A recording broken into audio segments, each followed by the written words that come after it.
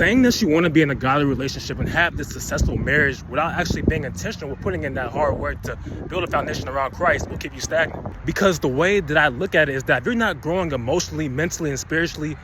practicing purity and becoming more disciplined, then how are you going to be able to lead God's daughter? And what I mean by that is knowing how to love her like Christ loved the church, being able to provide for her, being able to just give her biblical information. So this is why I urge you to not look at the single season like it's such a bad opportunity, because the truth is that you're only going to get this opportunity so many times. So if you can develop that passion with becoming more intimate with Christ, being able to build on your habits, build on your goals, then you'll be more content in who you're becoming. I got to the point now where I'm actually, serving in the church, being able to be a part of this man year group where I'm able to grow emotionally, mentally, and spiritually, just building the church up and building myself up. Every single day, I even track my habits on this app called TrainerWise, where I actually have to check off of me praying and stillness, reading the word, going to the gym, being able to stay pure, all these different things. Most importantly, documenting my life on social media to really show of how I've overcome lust, how I've been able to grow in my single season, and actually develop that discipline in every aspect of my life. Even use this app called Notion, where I had to write out my goals of how I've grown in them, how I'm working towards them each and every day. As a man of God, it's so important to actually journal about who you're becoming and how you've grown 1% that day. The truth of the matter is that I've never felt this content with myself and